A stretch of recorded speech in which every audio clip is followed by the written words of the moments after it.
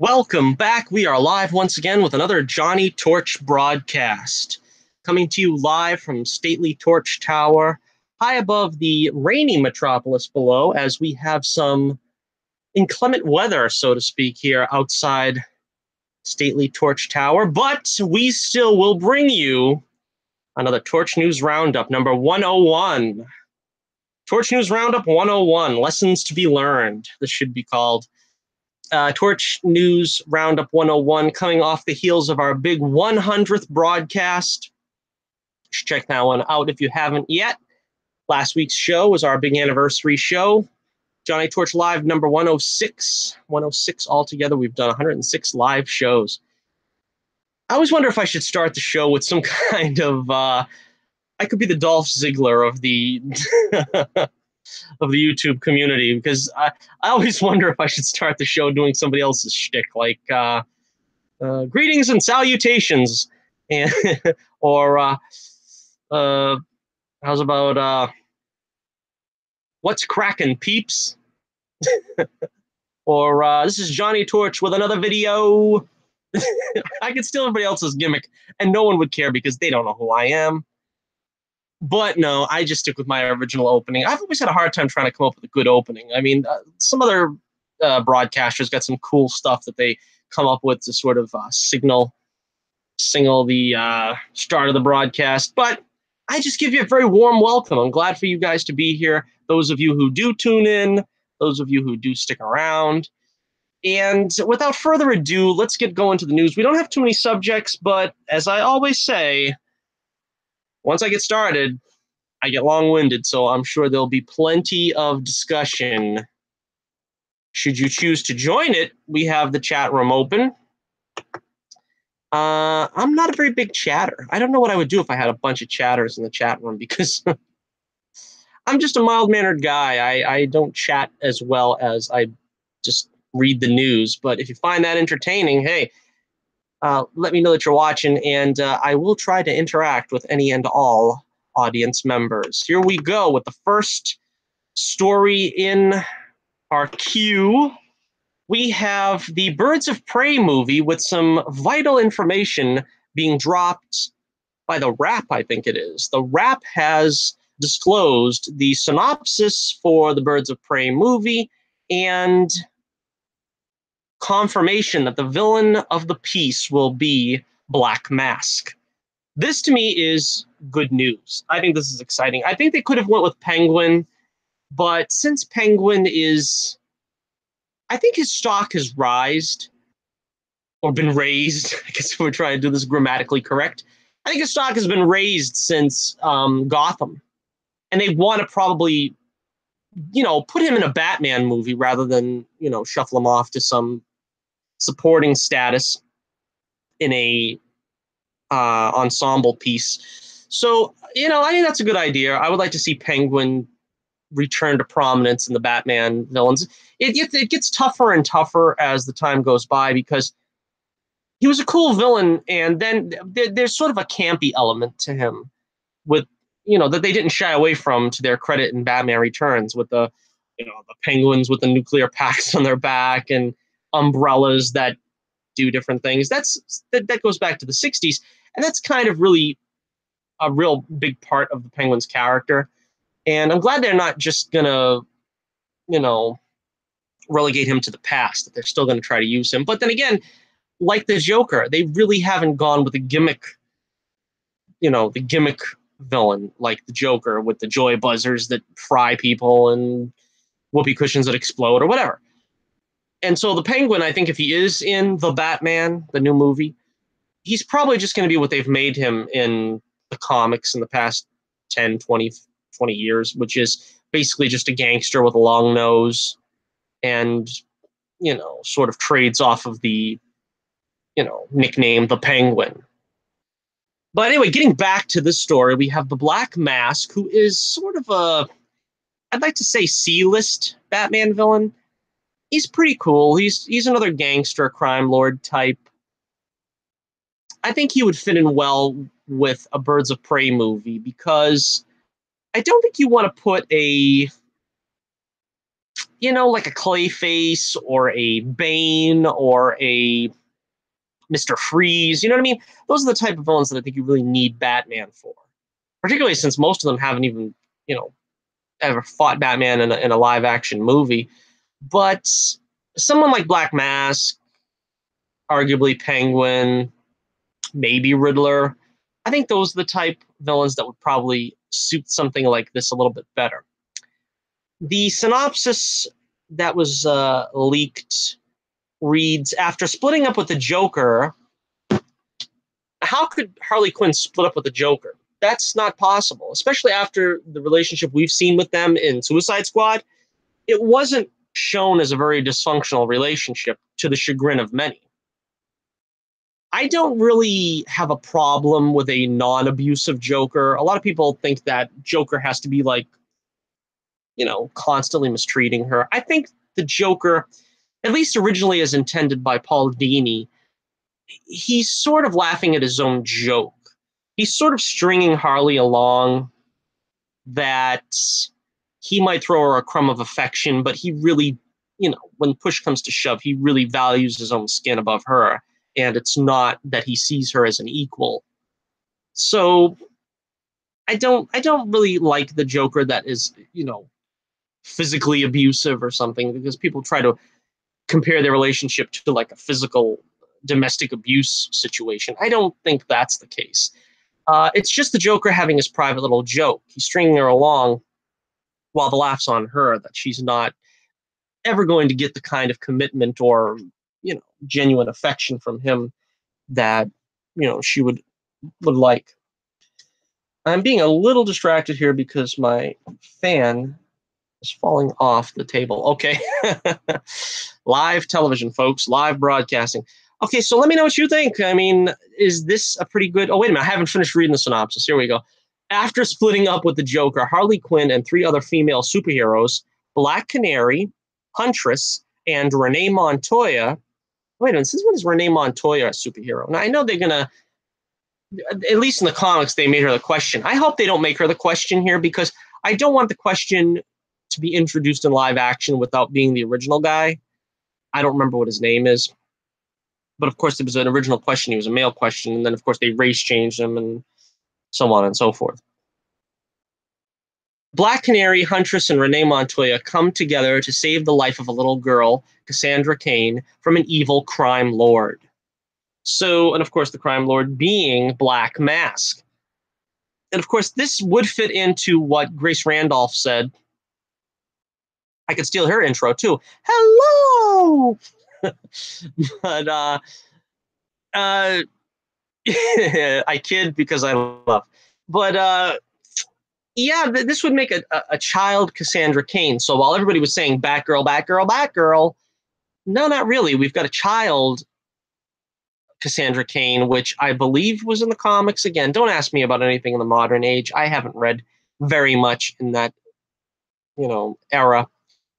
But Batgirl, the Batgirl movie is still supposedly in the works, and I imagine they are going to try to give us the Barbara Gordon Batgirl in the Batgirl movie. I think they probably will be setting the groundwork if they ever should choose to make the Cassandra Cain Batgirl. They'll have introduced her in this. But I think they are going to stick with the original Batgirl, because one of the things that you really should do whenever you're adapting any kind of comic for, or any kind of superhero for the screen, is you have to start at the beginning. I'm a firm believer in that. Now, a lot of people say, well, that means you got to start with the Alan Scott Green Lantern, or, you know, the Jay Garrick Flash. That's not really the case. But what I'm saying is, you know, you start with Barry Allen, and then you work your way down. You start with Hal Jordan, and then you work your way into the Green Lantern Corps. You start with Dick Grayson, and you work your way into the rest of the Robins. You don't start with Tim Drake. You know what I mean? That's not the way it goes. And so I would be very disappointed if they started or starred Cassandra Cain in the Batgirl movie. They really need to start with Barbara Gordon, the original Batgirl. And of course, this is interesting because they seem to be pairing Harley Quinn up with 3, as they call it, 3 female superheroes. Is this supposed to make Harley look heroic by proxy? I don't know. I find it a little disconcerting because what I did like about Suicide Squad is though they had Harley, you know, quite, you could find affection for her, but they didn't make her an all-out goody-goody. She was in most cases the first to want to ditch the squad and be like, I'm out of here. And, she's single-minded in her pursuit of the Joker. That's why I don't know if this will fly if they take some of that away from her character, particularly after just one movie where we've seen her in a completely different light. Now we're going to see her as being completely altruistic, completely separated from the Joker without any, concern. They have to be careful how they do that. That's my big concern. So let me know what you think in the comments below. Black Mask for the villain. Do you like the storyline? To me, it sounds like fun. It sounds like it's interesting. I don't know that I would have used Cassandra Cain. I don't know if that's important in the comics that they used her, but they could have just as easily used any kid, and just had that maybe be the MacGuffin or something for the plot. But because again, like it says, it kind of sounds like we're introducing. You don't want to put the cart before the horse. We don't really need to know about Cassandra Cain till arguably way in the future, if at all, really. I mean, I'm a big believer that what works in the comics is somewhat different than what works in films, because with films, you only have generally 3 movies to tell a character story. That, in the books, they've been going on for decades. And you have to come up with new ideas. You have to come up with new characters. Understandable. But when you're only going to do 3 movies, then you're going to have the character maybe appear in 2 or 3 team movies, or maybe as a guest star. You really don't need to extend too far into the future, because quite honestly, you can just, end it there, so to speak. You can just recast and continue on with that character, because that character lasted for about 50 years before they had to bring in, Tim Drake and so on and so forth. So I've always been just a fan of just having the original characters. In the case of the Batmans, in Batman and the Robins, it's a little bit different, because some of the Robins brought something to the story. I mean, Jason Todd, of course, ended up becoming Red Hood, which was an interesting story. One of the few that I really liked for the most recent direct-to-video movies. Tim Drake, to his credit, is an interesting character. So, I mean, it varies, I guess, somewhat. All right, let's move on here. We've got to get on to some of these other stories. As I said, I tend to get long-winded when I'm talking about this stuff. All right, next up we have some more DC Universe news. From the DCEU, or whatever they're calling it now. Are they still calling it the DCEU? A new Supergirl movie is in the works. So again, it seems like the DCEU are trying to beat Marvel at their own game. They're saying you're not going to make a female-led superhero movie. Okay, we've already got one. We got the sequel on the way. We've got the first ever team female superhero movie. We're going to have Batgirl, Supergirl. I don't know who else they could probably put up, but they're going to put their female superhero roster up on the screen, and they're going to try to do it before Marvel does much of anything else. I mean, obviously they've got Captain Marvel in the works, but and of course they got Black Widow as well, but that's also a couple of years away. Depending on how much they fast track this, I think their intention is to beat Marvel to the punch and try to show that they're more on the ball, so to speak. All right, so not a whole lot of information here has been released. A Supergirl movie is in the works for the DCEU. Oren Uzel, one of the writers behind 22 Jump Street and the Cloverfield Paradox, has been tapped to pen the film. Okay, and it cut off there, so I don't know where this source is, but it's common.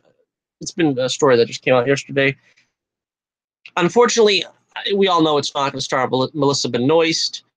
To be honest with you, at this point, would just love for them to cast Melissa Benoist in a Supergirl series of films and cancel the TV series. That's my first reaction when I heard this. a lot of people are like, well, wow, Supergirl, who's going to play her? Are they going to kind of carry on from Man of Steel? Is this sort of an unofficial Man of Steel sequel? I say cast Melissa Benoist, cancel the TV series, and rework the Supergirl series into a movie.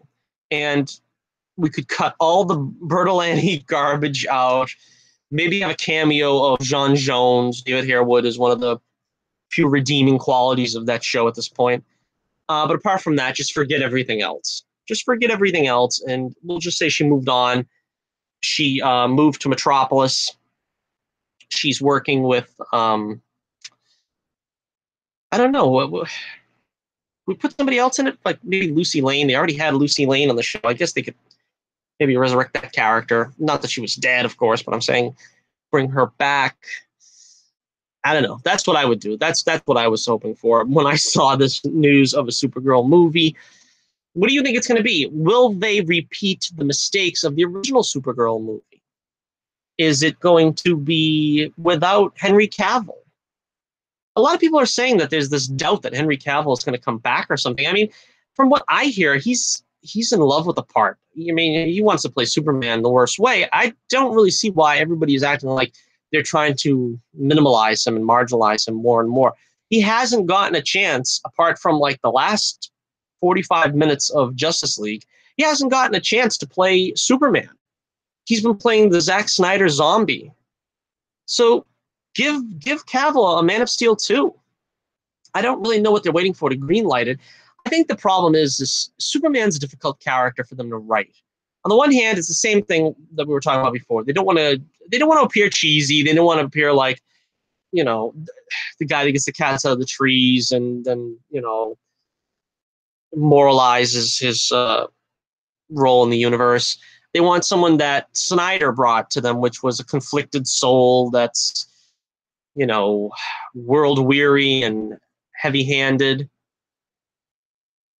So that's pretty much what they're going to give us. And I think once they do embark on a more lighthearted Superman, they are going to be successful. But it's just having the guts to pull the trigger on that. What do you think? Do you want to see Henry Cavill make an appearance in the Supergirl movie?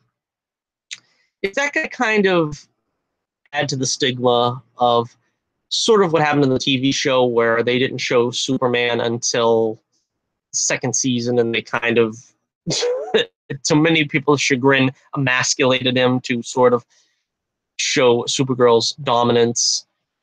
Is that going to be a problem? The original Supergirl movie was originally supposed to have, the Helen Slater movie was originally supposed to have a minor role for Christopher Reeve, but he declined. And again, the story just wasn't there. The Supergirl film, I actually am really curious to see that again, because I haven't seen that since I was probably 12 years old. And I wasn't crazy about it then, and I doubt I'm going to be any more crazy about it now. But there's several different cuts.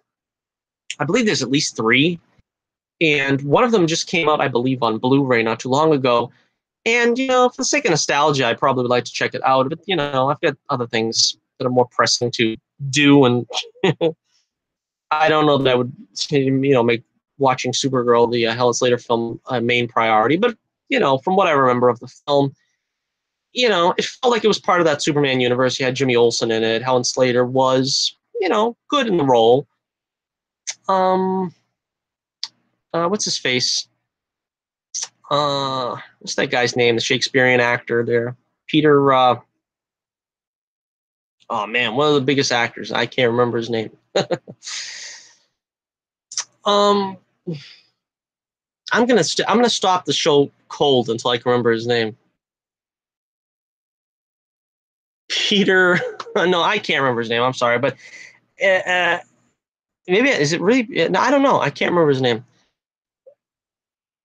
Well, it's on the tip of my tongue too. Nah, I don't get it. But anyhow, that was sort of also in keeping with like getting a main star like Brando or Glenn Ford. They got him in the show, in the movie. So that was a successful coup. And Yeah, I don't know. Let me know what you think in the comments below. Is this a good idea? Is this sort of like they're competing with the television show, which is something for some reason they're unwilling to do in some cases. Like, they couldn't put Superman in the Supergirl show for the longest time than they did. They don't want to put Batman on Batwoman, which is another story we have later on. I don't understand why, but that seems to be the case. So let me know what you think. What would you have in a Supergirl movie? Do you think this is a good idea to make a Supergirl movie in the first place?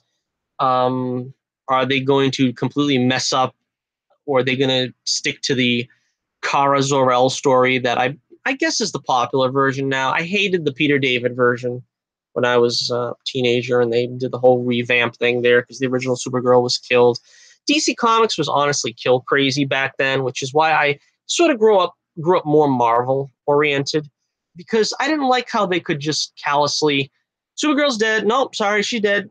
If you like her, it's too bad you can't see her anymore. And Barry Allen's dead, and I'm sorry, but that's the way it's going to stay for 30 years, which led to the lie that Wally West is the greatest Flash ever, and stuff like that. I mean, usually with Marvel, they were pretty consistent in keeping the right man in the costume, so to speak. But times change, and now that Marvel's having that problem too, they just had it 30 years late. All right, so moving on. All right, let's take to one of the big stories that came out recently, which is Patrick Stewart, Sir Patrick Stewart, excuse me, is returning to the role of Jean-Luc Picard. We covered the story last week that I didn't know that this news was going to be breaking so soon, but it was speculated about a month ago. I think it was over a month ago now, that CBS wanted to extend their Star Trek properties. They wanted to come up with some new shows alongside of Star Trek Discovery. And, the idea is that CBS streaming is not, it's not a network that is going to get a lot of, subscriptions. They had to come up with something. And since they had Star Trek, the idea was to basically make CBS All Access the default Star Trek network, because it was the only big property they had. All right, so Patrick Stewart, in a convention, announced that he is going to resume the role of Jean-Luc Picard in a as yet untitled, unwritten, and unpre-production series about the further adventures of Captain Picard. Let me see. The article I have here says the new Picard series exact plot details are being kept mostly under wraps, though the series is said to tell the story of the next chapter of Picard's life. That indicates that it will take place after the events of Star Trek The Next Generation rather than being a prequel or a reboot. Well, yeah, I would kind of imagine they got to make it a sequel to the original. Otherwise, why you got Picard back? He's too old to play prequel Jean-Luc, and then why would you do a reboot with him? I don't get that, but hey, I didn't write the article.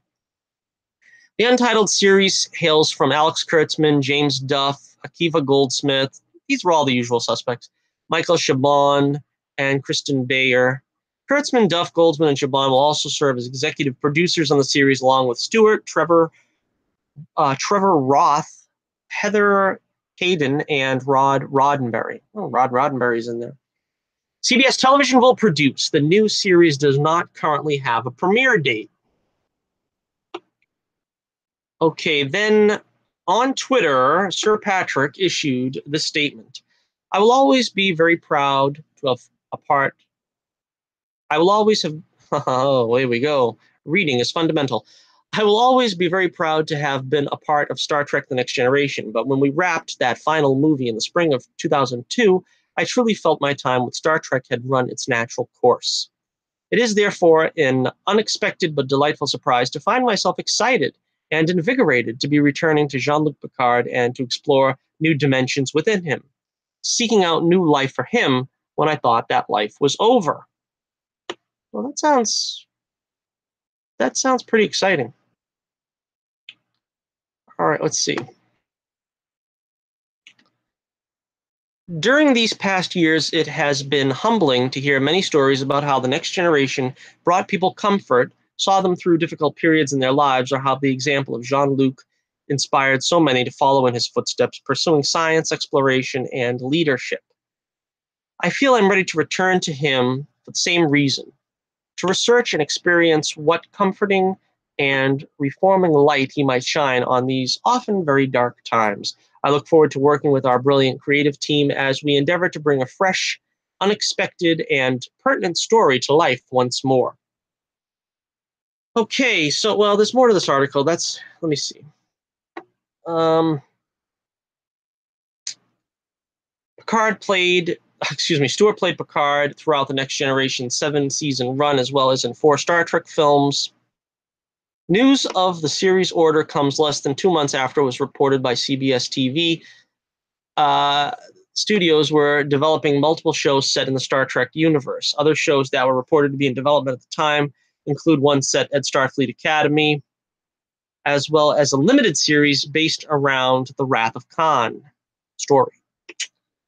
The studio also announced that they had signed Kurtzman to a new 5-year overall deal that will see him supervise the expansion of the CBS franchise. During San Diego Comic-Con, CBS Studios also announced that they had ordered a 4-part miniseries called Star Trek Short Treks, launching this fall, then rolling out on CBS All Access on a monthly basis. Each of the 4 episodes will be approximately 10 to 15 minutes long and dig deeper into into specific characters and themes explored on Discovery. Whatever, blah, blah, blah. Oh, let's see, there's more. This is a long article. Don't blame me. With overwhelming joy, it's a privilege to welcome Sir Patrick Stewart back to the Star Trek fold, Kurtzman said. For over 20 years, fans have hoped for the return of Captain Jean-Luc Picard, and that day is finally here. We can't wait to forge new ground, surprise people, and honor generations both new and old. Meanwhile, Star Trek Discovery Season 2 is set to launch in early 2019. Like the first season, the new season has some significant shakeups behind the scenes. Kurtzman was named showrunner on Discovery Season 2, following the ouster of co-showrunners Aaron Harbitz and Gretchen J. Berg back in June. Okay, so that's all we need to hear about that stuff. But this is the interesting part. Now, what do you think about the return of Jean-Luc Picard? What is this going to be about?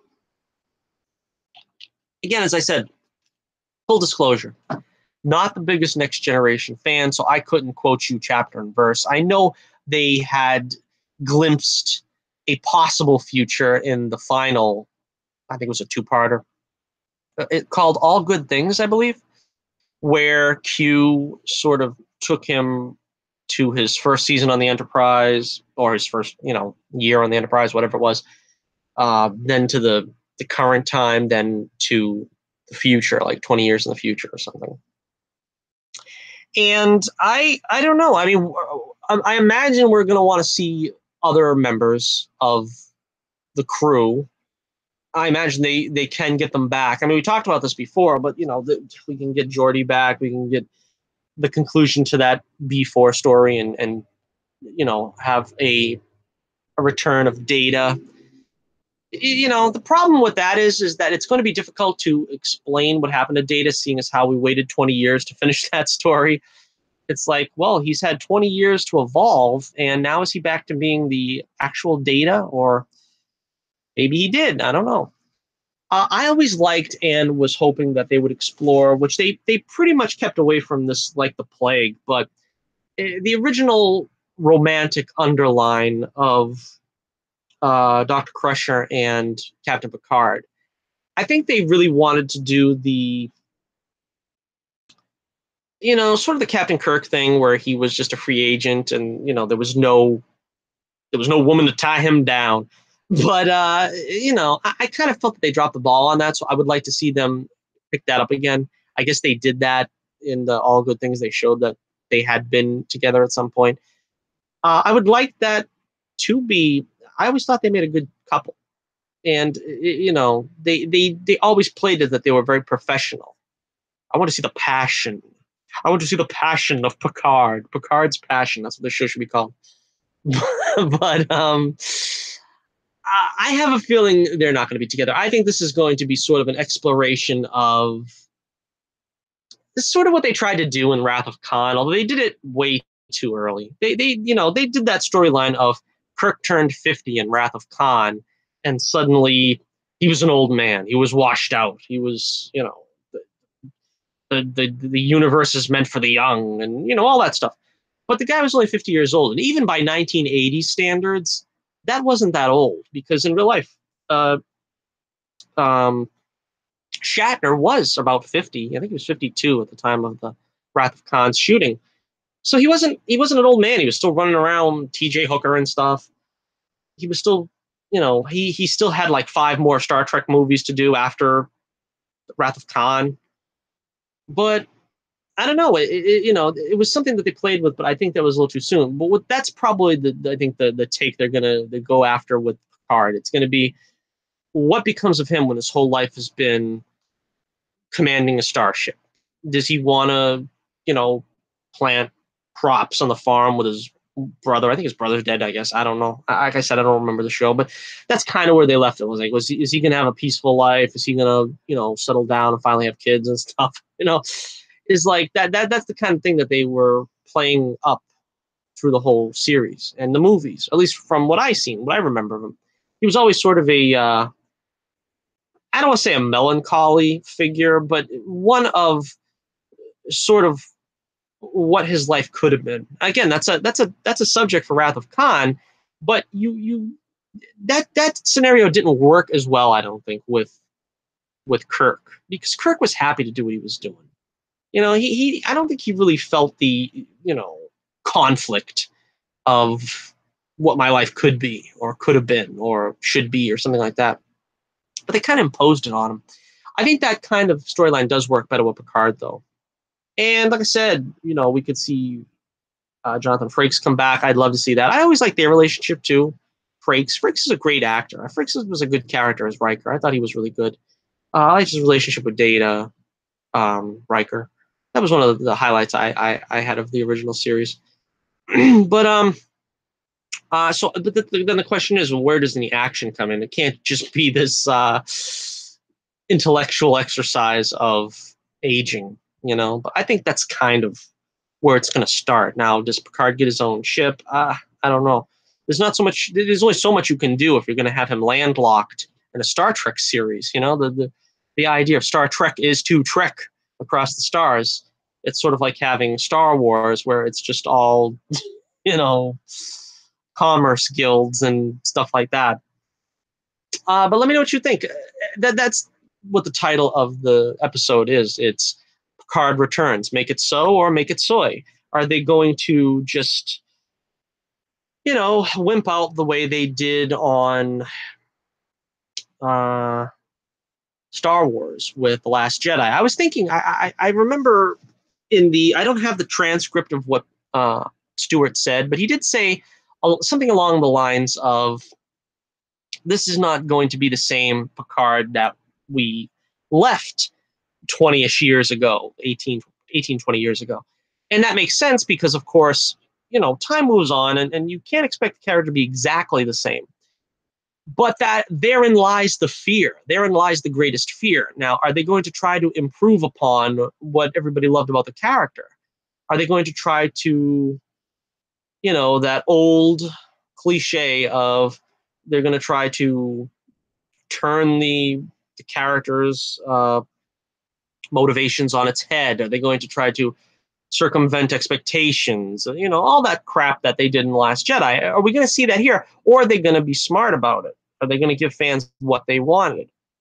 This is kind of like Cobra Kai. Cobra Kai basically gave the fans what they wanted, and they still managed to move ahead, with another generation and where the characters would be, while still retaining the same identifiable traits of the original characters. So are they going to be able to do that here? Are they going to still keep Picard somewhat as we remember him, of course, with the evolution of another 20 years, of course, but is he going to still remain that same Jean-Luc, or are they going to try to make him a cranky old man that doesn't want to help his female protege and will basically go down kicking and screaming in the rain that he won't help the universe when it needs it. I want to cry. Don't do this to me. Don't do this to another legendary science fiction hero. All right, so let me know what you think in the comments below. Are you excited about this? Are you not excited about this? Do you want to see Picard return? I would like to see him return because I never thought that Star Trek The Next Generation got a really good send-off with Nemesis. So I think this is ultimately it could be a very good thing. I don't know if it will be or not. That remains to be seen. But this might make a good cap off on the Next Generation saga, should they do it right.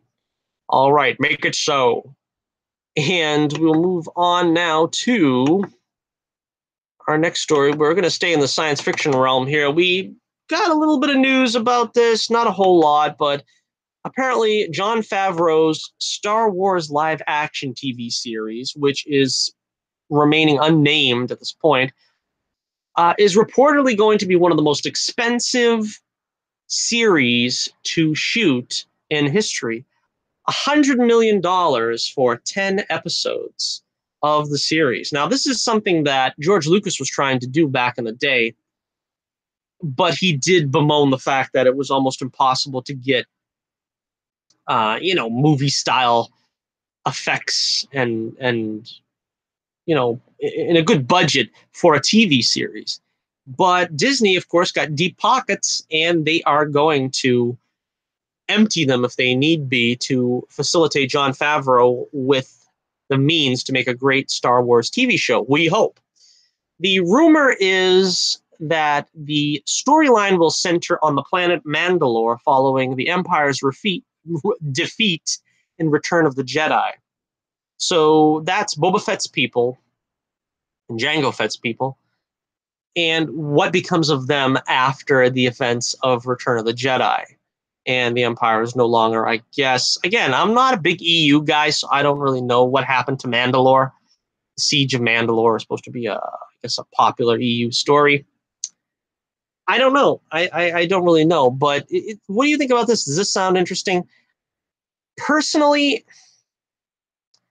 this is another situation where setting it after Return of the Jedi, I don't think is the best idea.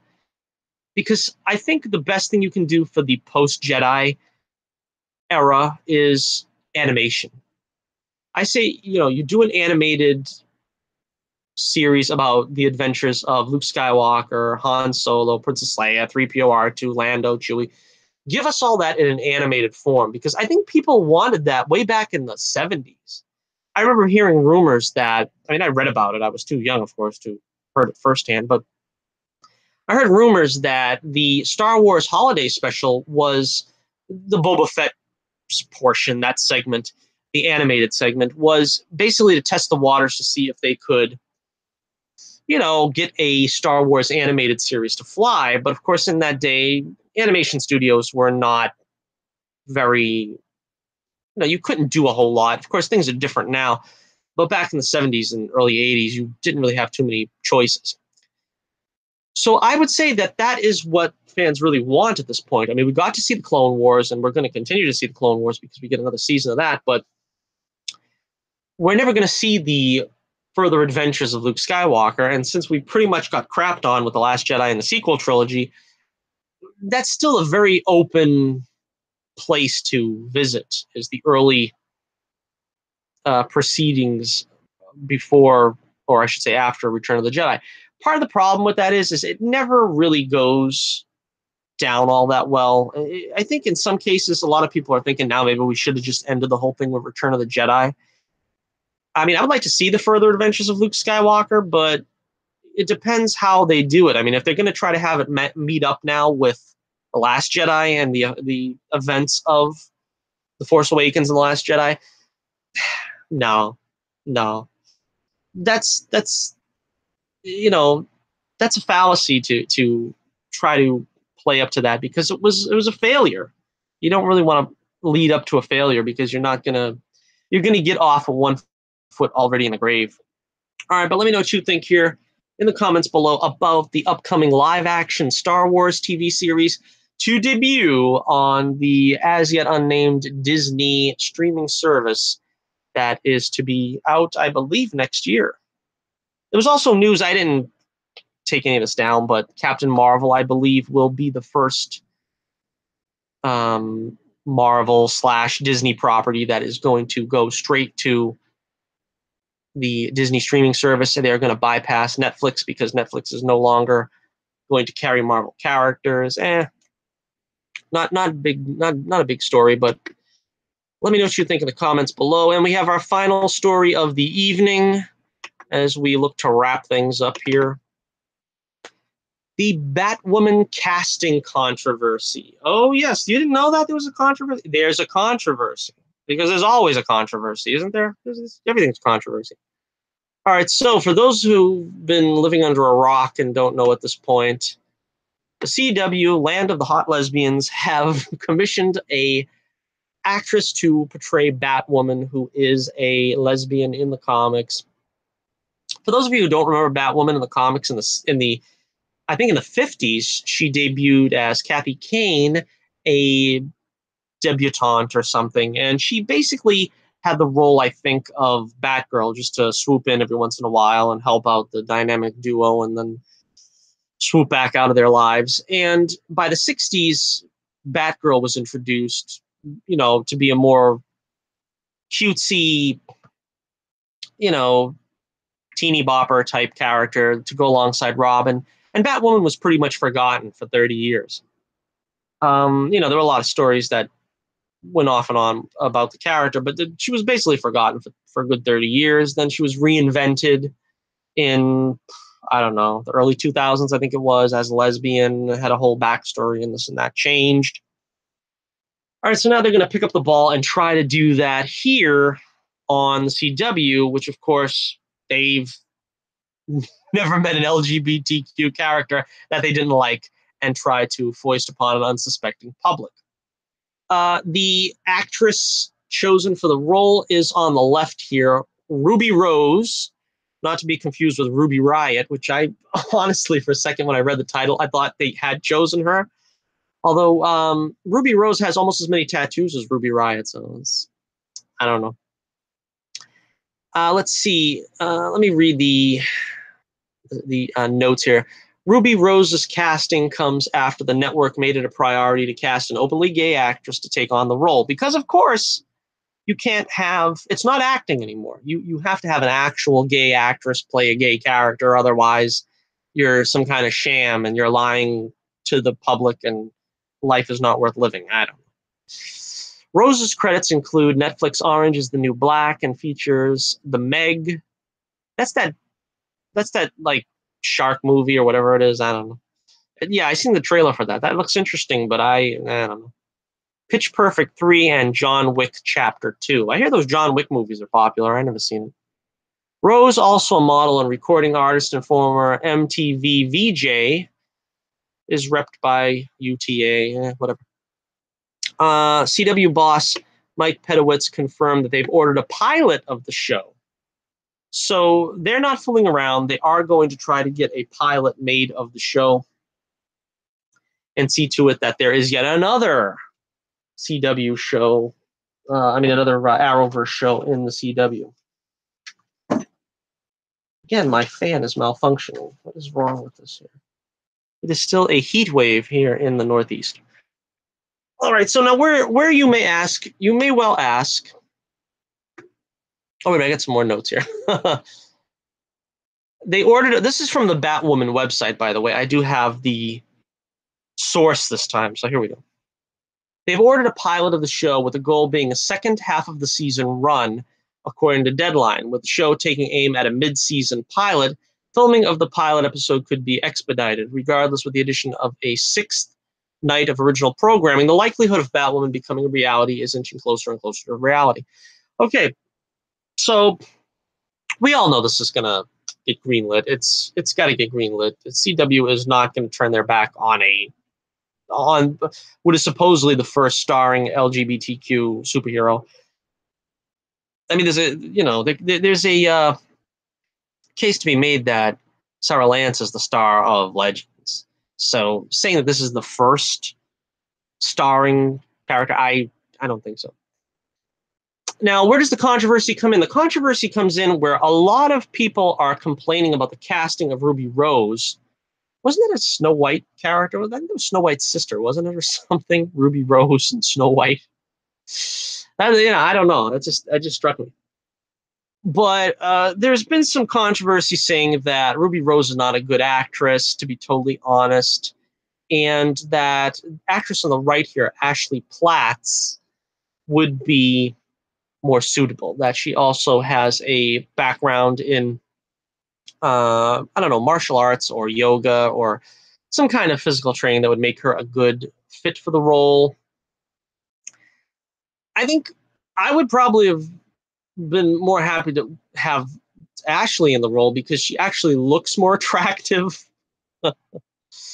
But I think that's probably the reason why they didn't give her the role, because they want someone a little more butch looking for Batwoman, I guess, because, you can tell that Ruby Rose looks more, I don't know.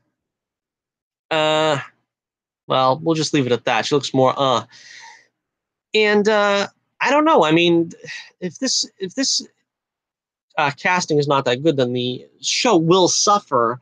And I'm sure that's not what they are intending for the show. Now, I did see the casting audition tape here for Ashley Platts, and I can tell from that alone, not only would she have been better for the role, but this show is going to be insufferable.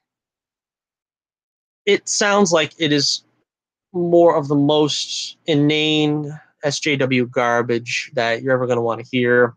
Where apparently, in the I guess they call it sides, in the side that she was asked to play, Ashley, that it was basically her and a girlfriend in a restaurant, and she's asked to leave because she's wearing sneakers, and it turns into a whole prejudice against lesbians routine. This show is going to be even more insufferable than all the other CW shows. That's my whole problem with it. Again, if they want to make a superhero series focusing on a lesbian, that's fine. Just don't get so gosh darn preachy. Don't turn this into an agenda-driven show. Make it fun. Make it have a lot of action. Make it have some reason to be invested in the character other than she's a lesbian. And I'm getting tired of having to go over this with all the CW shows because they are slowly but surely draining whatever good favor I had in them completely out of me. Now I'm continuing on with the campaign to get Supergirl to punch a big robot. Hashtag Supergirl, please punch a big robot. And in the hopes that, if anything, maybe all the SJW stuff will now be transfixed over to Batwoman, and that it won't affect all the rest of the shows at large, and they won't have to be agenda-driven shows anymore. Of course, the chances of that are nil, because the CW is just basically SJWized all these shows. It's basically what they've done to the DC universe is the same as what Marvel has done to their comics. They have put agenda first. They are not catering to the audience and their desires. They're catering to less than 4% of the demographic. How can you expect these shows to last with that kind of demographic? Now, eventually, because right now they're the only game in town, but eventually, if Marvel will get their act together and can put some compelling heroes on the tube, and I'm not talking about Netflix, because to be honest with you, those aren't that great, and neither are they actually very superhero-oriented. But if they can get their act together, and if DC in other areas can get their act together outside of the CW, for instance, the DC universe with Titans, Swamp Thing, Doom Patrol, or even if they can keep Krypton and other type of things like that in the picture, if they can continue to build a good, reliable superhero network outside of the CW, these guys are going to wither on the vine because nobody wants to be preached to. They want to have fun. They want to see escapism. They want to see, something that's going to take us away from the daily problems and not beat us over the head with them. So again, I don't know. I mean, as far as the casting is concerned, as long as she looks like Batwoman in the costume, I guess Ruby Riot here is Ruby Rose. I mean, is acceptable. I don't know. As I said, perhaps Ashley Platts is a little too feminine looking for the role because I could see her more easily with the red hair and the eyes being quite striking. But that's probably not what they want. So hey, there you go. Okay, make sure you let me know what you think in the comments below about all the subjects we have discussed today. Does the Batwoman series interest you? Is it going to signal the beginning of the end for the CW shows? They are kind of running out of gas. People are getting tired of the SJW rhetoric.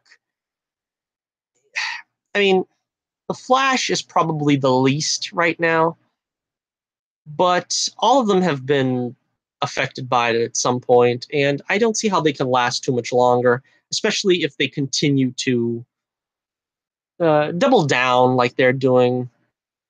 I don't know. I don't see how they're going to continue on. But of course, as I said before, Batman, the producers are already nixing that Batman is not going to appear, which again makes little sense considering that Batwoman is supposed to be stationed in Gotham. So you have Batman, of course, hometown, and no Batman in his own hometown. I'm not sure exactly how that's going to fly. We're going to have the same cries and complaints that we did in Supergirl that why isn't Superman showing up? They're going to probably have him do some kind of cameo and then have him be made an excuse that he's doing something else. That's the only thing I can imagine.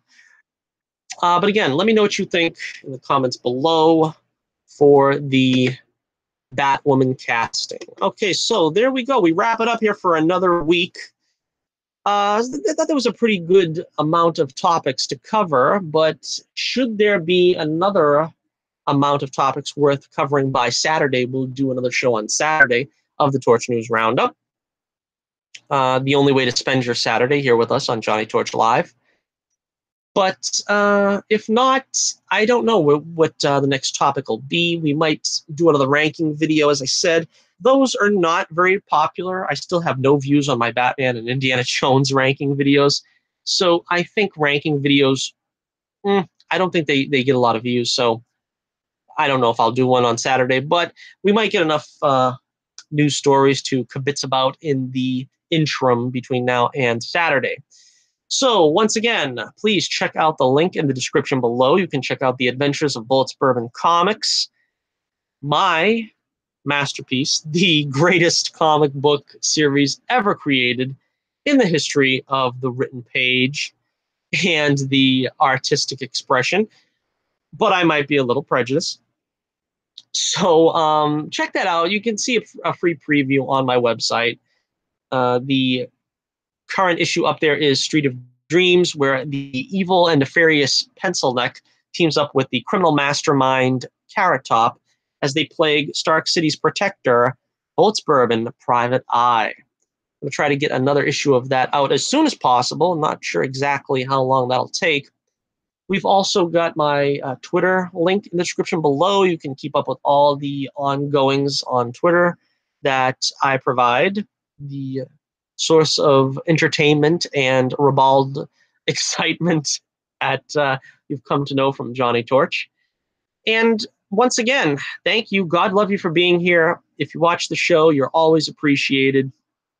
I take all the viewers very, very much to heart. And thank you for every like, every subscribe. I got a couple of subscriptions in the past couple of months. Much appreciated for those of you out there who have subscribed. And don't be afraid to let you subscribe, because a lot of times YouTube, it doesn't show up if the subscriber doesn't have their subscriptions public. But let me know. And of course, I always read all the comments. Usually I'll read them on a Torch News Roundup. So if you have a question, it's probably going to be answered on camera, as they say. So once again, until next we meet, this is Johnny Torch reminding you once again, keep the flame burning brightly, and I'll be with you again real soon.